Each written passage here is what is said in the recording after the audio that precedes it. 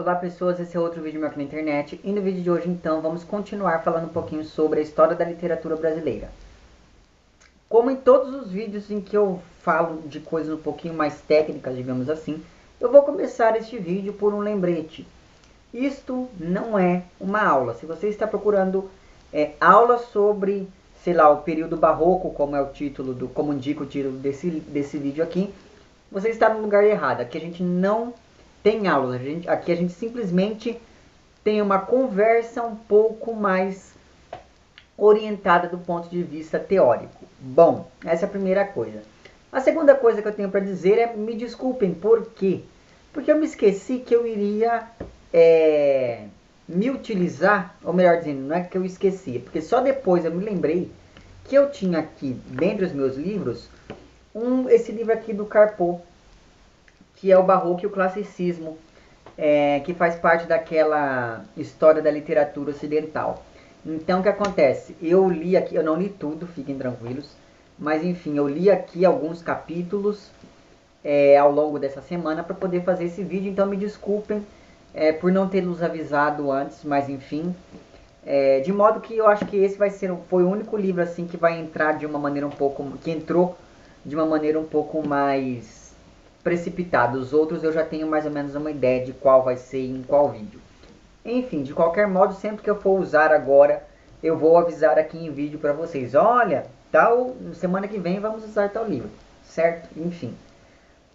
Muito bem. Fora isso, nós continuamos lá com a nossa bibliografia básica, a saber aqui a História Concisa da Literatura Brasileira, do Alfredo Bozzi, e a formação da literatura brasileira do Antônio Cândido, certo? Muito bem, então. E no vídeo de hoje a gente vai tentar conversar um pouquinho sobre o período barroco. E antes da gente pensar numa literatura barroca, é interessante a gente pensar em uma cultura barroca. Por quê? Porque o barroco ele nasce em um contexto de contraposições, de choques ideológicos. E o barroco ele surge justamente para tentar consolidar um dos lados, digamos assim, uma dessas ideologias que estavam se chocando, a saber, em alguns países, a ideologia católica, em alguns países a ideologia protestante.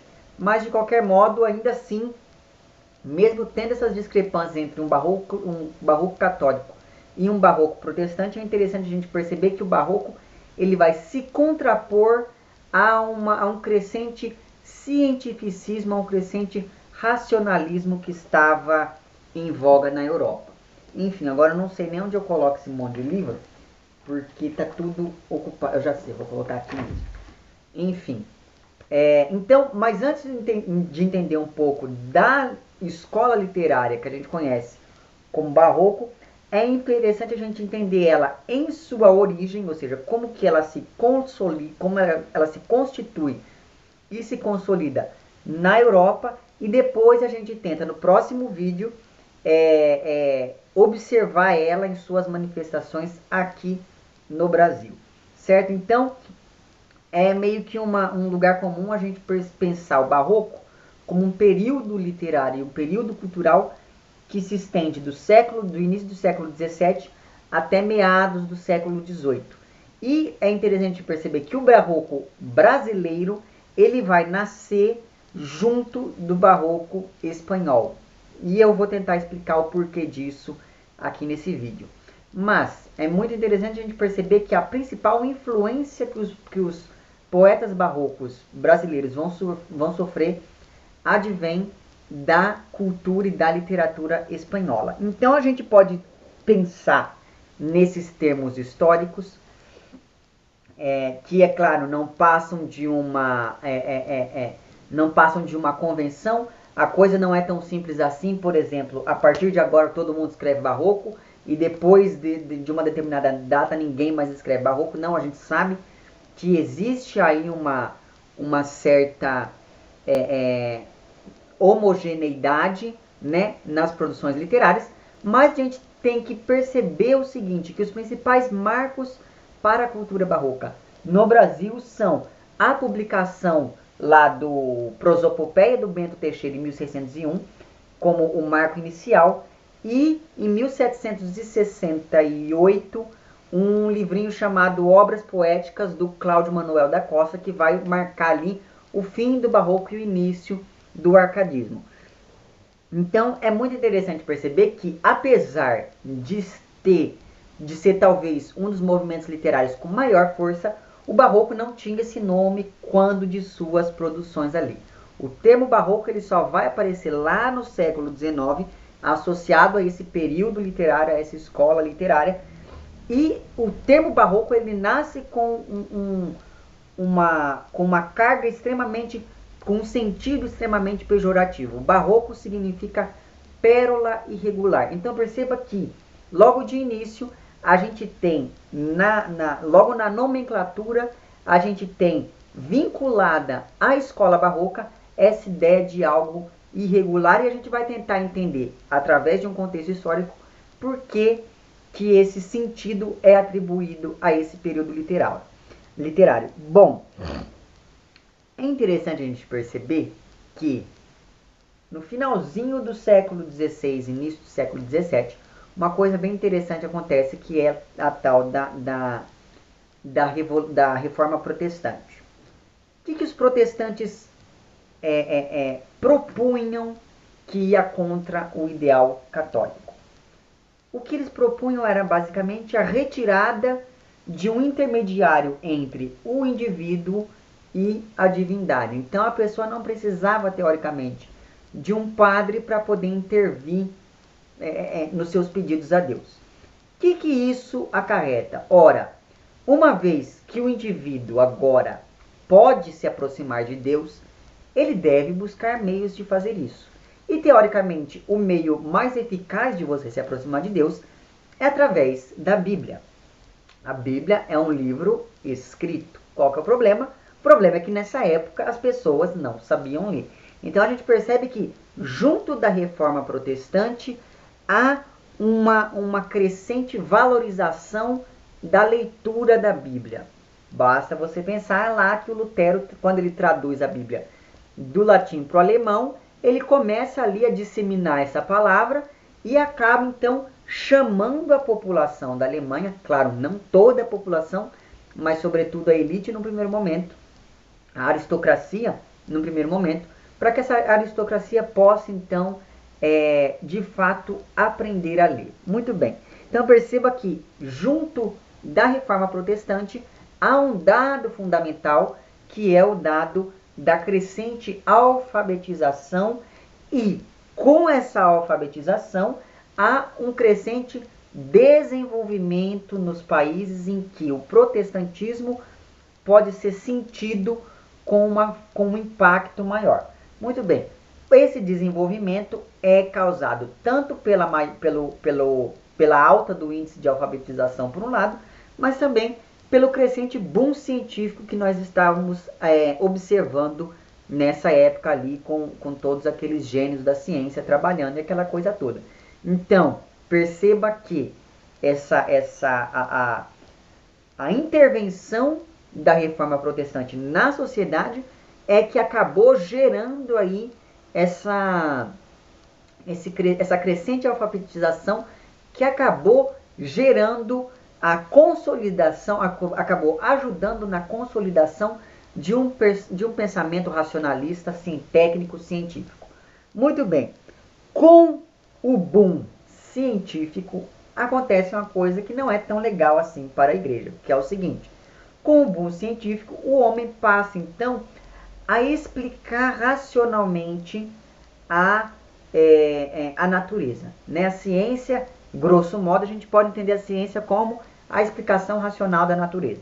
Muito bem. Qual que é o problema? O problema é que essa explicação racional, muitas vezes, ia de encontro às ideias religiosas. Então, antes se chovia, era porque Deus queria. Agora, se chove, é porque tal vapor, tal acumula, depois tá. Então, percebe que há uma mudança aí, não é? Há uma mudança. Agora, a Terra não é mais o centro do universo, a Terra é só mais um pontinho separado, e perceba que isso acaba fazendo com que a sociedade entenda de uma outra maneira aqueles dogmas religiosos todos. Qual que é o problema? O problema então é que com a reforma protestante nós temos o alto nível de alfabetização, o alto índice de alfabetização, o que gera desenvolvimento, o que gera esse boom científico, digamos assim, o que gera esse pensamento racionalista que vai contra os valores religiosos apregoados lá, tanto por católicos quanto por protestantes. Então aí já começa um primeiro embate ideológico daqueles que eu comentei, que vai gerar ali a cultura e a literatura barroca. Bom, e eu não preciso nem dizer para você então que se uma das forças que movem essa mecânica do desenvolvimento é a reforma protestante, é nos países protestantes que a gente vai ver até hoje países protestantes, àquela época, um alto nível de desenvolvimento científico e cultural. Por exemplo, Inglaterra e Alemanha, só para ficar aí em dois exemplos um pouquinho famosos. Bom, o que acontece então? Acontece que, é claro que a reforma protestante vai gerar uma crise da Igreja Católica. Então, os católicos, a Igreja Católica vai fazer uma reforma que vai ir contra a reforma protestante. Esse período ficou conhecido como o período da Contra-Reforma. E a Contra-Reforma ela tinha basicamente três frentes que são muito importantes para que a gente possa entender todo esse conceito, essa conceituação histórica. Essas três frentes eram, em um primeiro momento, a criação da Companhia de Jesus, que tinha por objetivo agregar fiéis. Companhia de Jesus, você manja lá, os jesuítas. Muito bem. Por outro lado, nós temos essa outra perna desse tripé, é justamente a instauração do Tribunal do Santo Ofício, mais conhecido nas bocas aí como Inquisição. E perceba que se os jesuítas eles agregavam fiéis, os inquisidores eles faziam o quê? Eles castigavam os infiéis. Então perceba que esses dois mecanismos eram justamente para manter ali o domínio da Igreja Católica. E a terceira perna desse tripé é justamente esse instrumento de censura ao conhecimento. Porque lembra lá que o conhecimento gerava um racionalismo que ia contra os dogmas religiosos. Então, como que funcionava essa censura? Essa censura era tida como um instrumento de vetar alguns livros. Esses livros eles eram colocados lá em uma lista chamada Index. Só para você ter uma ideia, nessa época todos os livros que eram publicados tinham que ter lá o aval liberando a publicação. Se você pega uma boa edição dos Lusíadas, por exemplo, você tem lá no preâmbulo, você tem ali uma parte que fala do inquisidor lá falando: eu libero essa publicação desse livro, blá, blá, blá. Então perceba que esses três instrumentos eram as principais frentes com as quais a Igreja Católica lidava para poder ali restabelecer os poderes que ela estava ali perdendo em meio a essa crise do pensamento e essa crise social. Bom, então, nesse sentido, é justamente neste ponto da história que o Barroco nasce. O Barroco, então, ele vai ser fruto, teoricamente, da Contra-Reforma. Apesar de haver um Barroco protestante, ainda assim, o que nos chega aqui no Brasil são ecos da cultura barroca católica. Então, o Barroco protestante, só para você ter uma ideia de uma das figuras ligadas ao Barroco protestante, lá da Inglaterra, por exemplo, é o Shakespeare. Enquanto que o Barroco católico, nós temos, por exemplo, no nosso caso aqui, que é mais importante, que é o Barroco espanhol, nós temos a imagem do Gôngora, lá com o seu gongorismo, aquela coisa toda. Muito bem, então.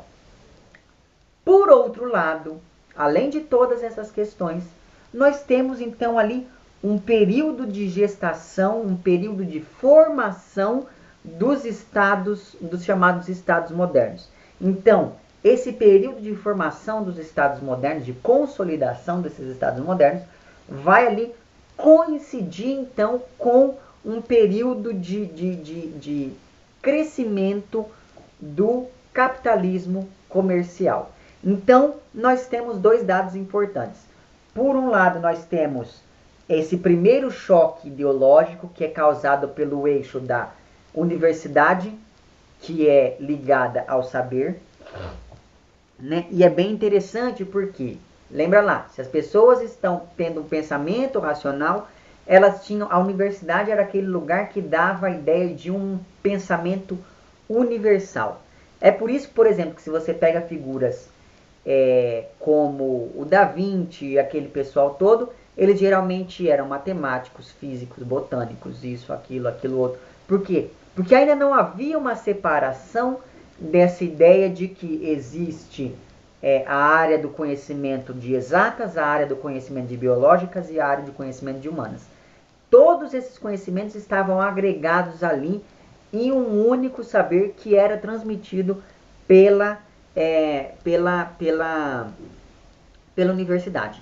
Por outro lado, nós temos a intervenção do capitalismo, que sugeriria o quê? Que sugeriria a especialização do saber. Então, você não pode saber tudo sobre todas as coisas. Você tem que saber alguma coisa, sobre um assunto só, para que você possa desenvolvê-lo de maneira técnica. Muito bem. E esse segundo choque, como eu já estava comentando, advém justamente desse confronto religioso causado tanto dentro da religião em si, com, por um lado, os protestantes e outro, os católicos, mas também por conta dessa questão toda do confronto entre os dogmas cristãos e o crescente pensamento racionalista. Então perceba que a literatura barroca, ela vai tentar amalgamar todas essas formas antagônicas de ver o mundo. Então ela vai tentar falar dessa questão toda do racionalismo, ligado ainda à ideia dos dogmas religiosos. Então perceba que essa tensão entre o avanço científico e a repressão religiosa vai ser uma das constantes em toda a literatura barroca. E é justamente isso que vai gerar uma certa complexidade do texto. Se você pega aí um poema barroco, ele é extremamente complexo do ponto de vista sintático, do ponto de vista estrutural. A gente vai ver isso um pouquinho melhor no vídeo que vem, mas o que fica de agora é essa complexidade do texto advém justamente por conta dessa tensão ideológica que a literatura barroca tenta trazer para dentro de si. Então nós já fizemos num primeiro momento essa contextualização do que acontecia no pensamento, dessa crise do pensamento religioso na Europa como um todo, e daí agora a gente vai vindo cada vez mais para perto da nossa realidade brasileira. Muito bem, então, nesse sentido, agora a gente tem que entender um pouquinho o que estava acontecendo na Península Ibérica para que a gente possa entender como que os ecos da literatura barroca vão chegar aqui na poesia e na literatura brasileiras. Bom, como eu já disse para vocês no vídeo passado, durante um período que durou aí de 1580 a 1640, o Brasil, que é um período aí de 60 anos, Portugal ficou sob domínio espanhol. Esse período, que é conhecido lá como União Ibérica, ele aconteceu sobretudo porque em 1578 lá, o Dom Sebastião some na Batalha de Alcácer Quibir, morre. O que acontece? Acontece que o único herdeiro que ele tinha era um sujeito. Dom Sebastião ainda era jovenzinho, era um sujeito chamado Dom Henrique. O Dom Henrique era cardeal, né? Ele era cardeal. Então ele assume o trono, mas há um problema seríssimo, que é o seguinte: a monarquia, ela precisa necessariamente dessa ideia da hereditariedade, né? Então, o cardeal Dom Henrique precisava ter um filho. Mas qual que é o problema? O problema é que ele era um cardeal, ele não podia ter filho. Então o que acontece? A corte portuguesa manda um pedido ao Vaticano para que cancele o voto de castidade do Dom Henrique para que ele possa então gerar descendência para poder passar o trono. Mas não dá tempo, porque o cara era velhinho e morre 2 anos depois, em 1580. O que acontece? Acontece que o único herdeiro depois do cardeal Dom Henrique era um sujeito da Espanha. Então, o reino português ele se anexa ao reino da Espanha por esse período conhecido como União Ibérica, que vai durar aí 60 anos. Então perceba que esse dado ele gera uma coisa muito complexa e muito interessante, que é, num primeiro momento, a cultura portuguesa é extremamente inundada pela cultura espanhola e, por tabela, a cultura brasileira. Aquilo que estava sendo construído aqui no Brasil também acaba recebendo alguns ecos dessa cultura espanhola. E a segunda coisa bem interessante é o seguinte: ora, se não há mais essa separação entre os reinos, o Tratado de Tordesilhas, que data lá de 1498, ele não faz mais sentido. Tem gente que ainda acredita que o Brasil foi descoberto em 1500 por acaso, hein? O tratado que dividia a terra era de 1498. 98 ou 97? 1498, hein? Como que o cara dividiu a terra sem antes saber que existia terra para dividir? E tem gente que ainda acredita nessa balela. Mas enfim, o fato então é que, se os dois reinos estão juntos, não precisa mais do Tratado de Tordesilhas. O que acontece? Acontece um fluxo cada vez maior de interiorização no território brasileiro por parte dos portugueses. Então é nesse período, uma vez que o tratado não vigora mais, que os portugueses começam a desbravar melhor os interiores do território brasileiro. Então perceba que durante esse período da União Ibérica, quem comandava a parada, os reis da Espanha, eram conhecidos como os reis católicos, que era lá a Isabel e o Fernando. Isabel e Fernando, né? Reis da Espanha, conhecidos como reis católicos. Então perceba que o Portugal e Brasil, eles são extremamente inundados pela cultura católica espanhola, marcada sobretudo pela Inquisição. Não é à toa que a Inquisição espanhola é conhecida assim como um dos braços do Tribunal do Santo Ofício mais violentos e mais eficazes nesse sentido, né? Basta você lembrar que o principal inquisidor era espanhol. Então perceba que tudo isso vai acabar inundando a cultura portuguesa e inundando por tabela o próprio Brasil. Desse período tem uma coisa bem interessante, que é a seguinte: eu não sei se você se lembra, ou se você sabe, mas sabe o Guarani lá do Alencar? O Dom Antônio de Maris, que é o patriarca da família ali do Guarani, ele vai vir para o Brasil justamente nesse período, né? Que o romance ele é ambientado 1600 e bolinha. Então, ele vem para o Brasil justamente porque ele não aguenta ser governado diretamente por um espanhol. Então, perceba como o José de Alencar ele vai se apropriar desse conceito, desse contexto histórico dentro do livro dele. Mas enfim, isso foi só um parênteses inútil.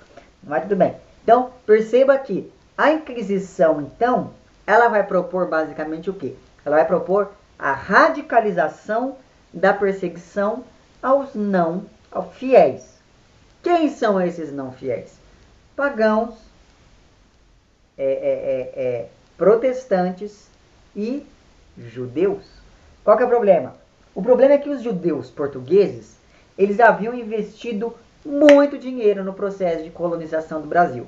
Então, o que acontece? Acontece que esses judeus perseguidos pelos inquisidores espanhóis, eles vão fugir para a Holanda. Eles fogem para a Holanda e vão fundar a Companhia das Índias Ocidentais. O que eles vão fazer? fundam a Companhia das Índias Ocidentais e vão invadir o Brasil para poder tentar retomar esse dinheiro investido.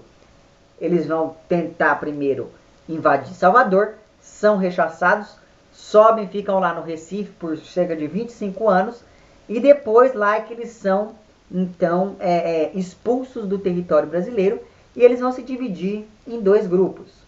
Um desses grupos vai ir para os Estados Unidos e vai fundar uma cidadezinha chamada Nova Orleans, conhecida nas bocas como Nova York. O outro grupo vai ir para as Antilhas e nas Antilhas vai introduzir o cultivo de cana-de-açúcar. O que acontece? Com isso, eles criam concorrência ao Brasil e essa concorrência econômica entre Antilhas e Brasil vai gerar aqui uma crise econômica que depois vai esbarrar lá no nosso amigo Gregório de Matos, como a gente vai ver no próximo vídeo. Então, perceba que esse processo ele é muito importante, ele é muito complexo para a formação do próprio país. Para o Brasil enquanto país, que lembra lá, ainda não existia, porque ainda não existia a ideia de um país. Aqui ainda era colônia, certo? Bom, então, por conta dessa Inquisição, o Barroco ele vai se contrapor, o Barroco espanhol, ele vai se contrapor às temáticas clássicas. Então perceba que aí nós temos um dado muito importante para a formação poética dos poetas barrocos, que é, vamos romper com as temáticas clássicas, mas não vamos quebrar com a estética clássica. E qual que é a estética clássica? Sonetinho. Lembra lá? 4433. Então, perceba, apesar de eles quebrarem com a temática clássica, os barrocos eles vão continuar se utilizando da estética clássica, eles vão trabalhar a forma clássica de modo a demonstrar as tensões que existiam nas ideologias desse período histórico. Então perceba que as temáticas envolvidas na literatura barroca da Península Ibérica e da Espanha, sobretudo, vão estar sempre vinculadas com essa tensão entre essas várias ideologias que eu fui comentando aqui ao longo desse vídeo. Então, perceba o seguinte. Ora, perceba que se o poema tenta mostrar essas tensões, ele vai mostrar isso de uma maneira a gerar uma tensão na própria estrutura formal do texto.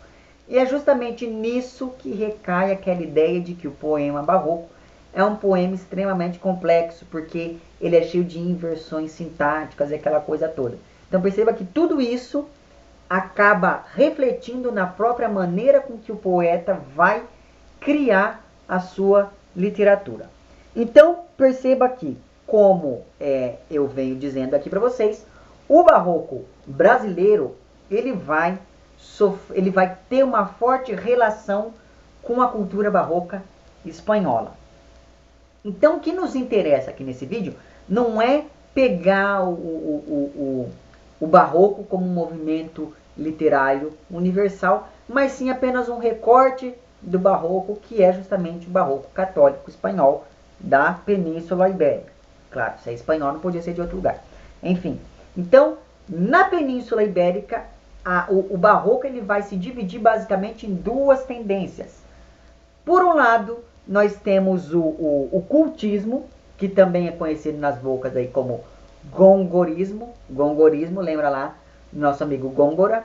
E qual é o problema? O problema é que o cultismo ele vai tentar tratar da representação das coisas e ele vai perceber que a representação das coisas ela vai se dar a partir da valorização dos estados da alma do poeta através dos sentidos e da percepção deste poeta. Então é muito comum nos poemas cultistas a gente perceber que há essa relação entre a realidade e como o poeta a percebe, como o poeta sente esta realidade. Então perceba que nesse sentido é que nasce aquela questão do jogo metafórico que vai ser que vai ser bem complexa na literatura barroca. Por quê? Porque o cara ele sabe das coisas, o poeta ele sabe das coisas, mas ele tem que lidar com a repressão religiosa, ele tem que lidar com a repressão católica que estava comendo solta por lá. Então, perceba que justamente essa tensão entre saber e esconder vai gerar no poeta essa tentativa de criar uma imagem poética que o ajuda a disfarçar a repressão. Então ele vai tentar, através do poema, ele vai tentar falar de um determinado assunto, mas de tal maneira que ele possa fugir da repressão que poderia causar ali aquele texto, porque senão seria lá fogueirinha nele, né? Então perceba que uma das figuras de linguagem que vai ser muito utilizada nesse processo de criação imagética dentro de um poema barroco e que vai ajudar o poeta a esconder ali esses dados dentro do poema é o uso do hipérbato. Lembra lá? O hipérbato é a inversão sintática dentro ali da construção de cada verso. Então, perceba aqui, como eu disse para vocês, as poesias cultistas, elas têm muito dessa questão toda de representar a realidade segundo os sentimentos e os sentidos do poeta.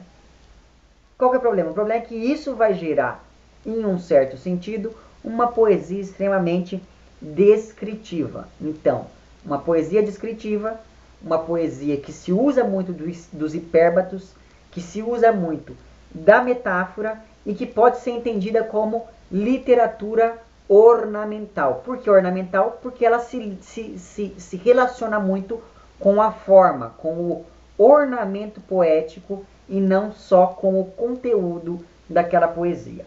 Não é à toa que o conceptismo é muito mais comum nas poesias barrocas do que na prosa barroca. Para a prosa, nós temos que pensar na segunda vertente do barroco católico ibérico, que é justamente a ideia do conceptismo, também chamado de quevedismo. O que acontece? Agora, a representação literária, a representação poética, ela não é mais marcada por essa questão da sensação do poeta, mas sim pela preocupação com a dimensão intelectual. Então, é a ideia de que o texto ele deve ser construído através da inteligência e não da razão. Então, perceba que aí há um dado muito problemático. Por quê? Porque apesar disso, eles não vão tentar fazer aquela coisa toda, aquela firula toda de complexificar a forma do texto. Eles vão complexificar o conteúdo do texto, né? Então perceba que a razão ela vai ser maior do que a sensação dentro dessa segunda vertente que é lá o conceptismo / quevedismo. Muito bem, então um exemplo clássico de texto barroco conceptista é justamente a prosa religiosa. Por exemplo, os sermões do nosso amigo Padre Antônio Vieira. Sabe o Vieira lá? Então, pois bem, porque perceba, aí você vai falar assim, nossa, mas você me falou que a igreja era contra a racionalidade, mas que o conceptismo ele usa da racionalidade, então como é que é isso? Perceba, ele não está pregoando a racionalidade no sentido de afastamento da religião, mas sim uma racionalidade que ajude o poeta, que ajude, no caso aqui, o padre, a construir o seu sermão de modo a convencer o outro por meio de argumentos. Então, se a igreja quer transformar o texto em algo que pode influenciar os fiéis e trazer de volta aqueles que se perderam e que agora são infiéis, o fiel tem que entender o que o texto está dizendo, não é? Se o fiel tem que entender o que o texto está dizendo, o texto não pode ser aquele tipo de texto que é ligado à sensação. Ele tem que ser um texto ligado ao intelecto, à razão. Então perceba que essa distinção é muito interessante, por quê? Porque se você pegar e fizer um sermão com a ordem sintática totalmente invertida, o fiel não vai entender o que você está falando e vai continuar sendo aquilo que ele é e vai, enfim, procurar lá outra paróquia. Então, percebe que a função aí do conceptismo é justamente o lugar em que a gente sente com uma presença maior essa ideia de reagregar os fiéis, de manter ali os fiéis que ainda o são. Muito bem, é nesse sentido então que o texto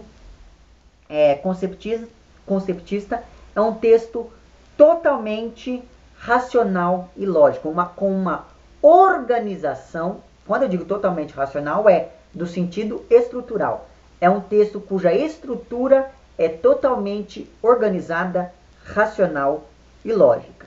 E nós temos aí, dentro do conceptismo, a figura do padre Antônio Vieira, que é muito interessante porque, como que o Vieira ele construía, geralmente o sermão, ele tem basicamente uma estrutura dissertativa, né? Então a gente pode dividir o sermão em basicamente 3 momentos. Um primeiro momento, que é o momento da leitura do Evangelho. Eu não sei se você já foi numa igreja católica, mas se você não foi, vá pelo menos para você poder observar como que isso é construído ali, né? Eu acho que é muito interessante a gente ver como que o texto é construído nessas várias situações.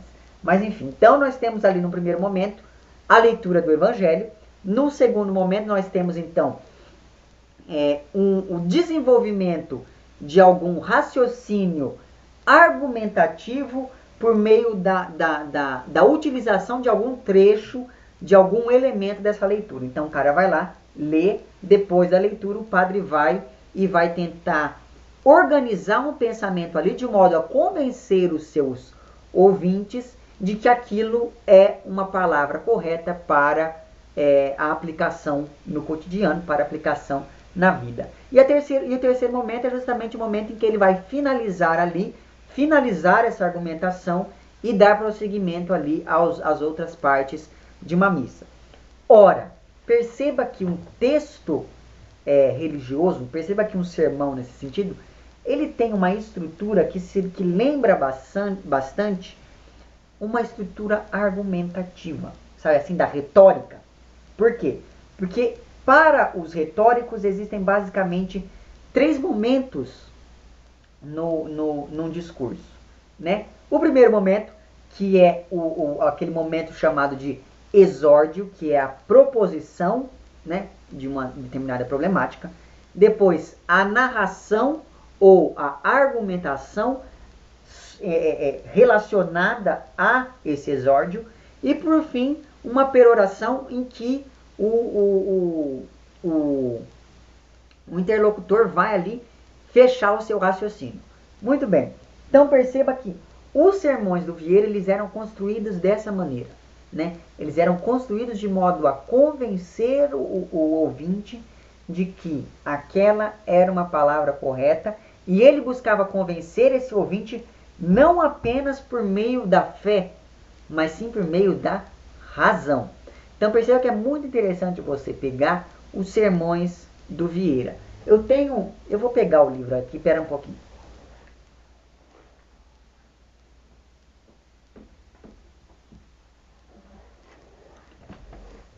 Eu tenho aqui esse livrinho que tem alguns sermões do Padre Antônio Vieira. Nesse livrinho tem um sermão que eu acho assim incrível. É um dos textos que eu acho mais sensacionais da língua portuguesa, que é justamente o Sermão da 60ª.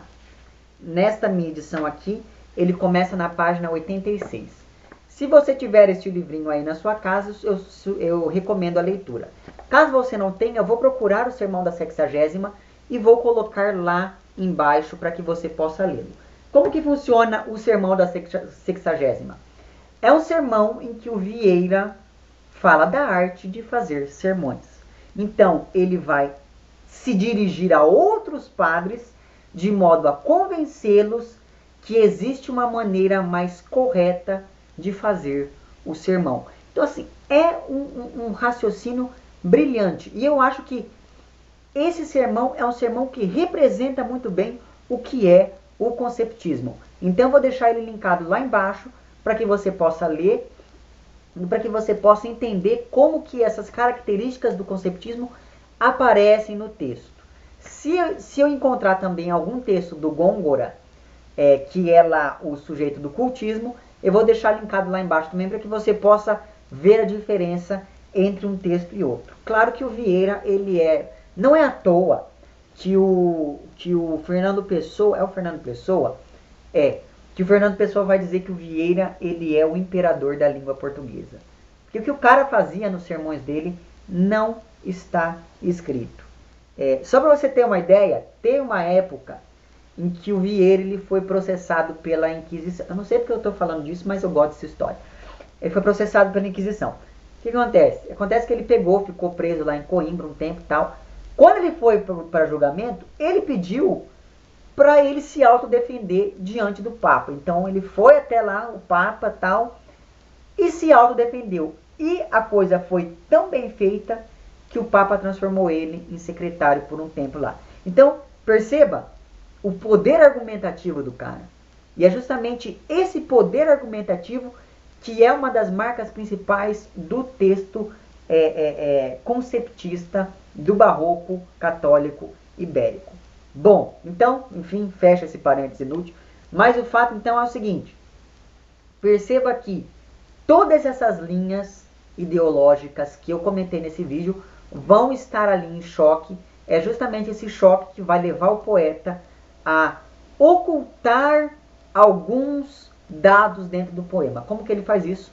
Mudando a estrutura sintática do verso. Então, perceba que é nesse sentido que surge ali uma valorização do hipérbato na poesia barroca, como nós vamos ver lá no nosso amigo Gregório de Matos no próximo vídeo. Então, no próximo vídeo a gente vai tentar entender como essa cultura do barroco vai chegar ao Brasil. Como essa cultura do barroco, que nasce lá, né, na Espanha, vai para Portugal e só então chega aqui no Brasil. Lembra lá que eu estou falando, que estou me referindo aqui ao barroco ibérico, ao barroco católico, certo? Então, eu acho que era mais ou menos isso que eu tinha para dizer, eu não lembro mais, não fiz nenhuma anotação aqui, mas enfim, o fato então é que no próximo vídeo a gente vai tentar entender como que esses elementos todos vão dialogar com a realidade brasileira, que era uma realidade bem complexa com relação lá à realidade europeia. Para você ter ideia, lá eles estavam em crise de pensamento. Chega aqui, não há como ter crise de pensamento, porque aqui, né, ainda estava ali nos primeiros passos do processo de colonização. E é justamente por conta disso que eu achei interessante fazer essa jogada de fazer primeiro um vídeo explicando o nascimento da escola e depois como que ela chega aqui na nossa realidade brasileira. É isso então. No próximo vídeo vamos usar História Concisa da Literatura Brasileira. Vamos usar também um trecho do texto do Bento Teixeira, do Prosopopeia do Bento Teixeira, e vamos usar alguns dos sonetinhos lá do Gregório de Matos para poder entender como que tudo isso acontece aqui no Brasil. Certo? É isso então. Se você gostou do vídeo, não esqueça de curtir e de compartilhar. Caso não tenha gostado, não esqueça de dizer lá embaixo por que não gostou. Se você está inscrito no meu canal, muito obrigado pela sua inscrição. Caso não esteja inscrito, se inscreva também lá embaixo. É isso então. Um abraço para vocês todos e até o próximo vídeo. Tchau.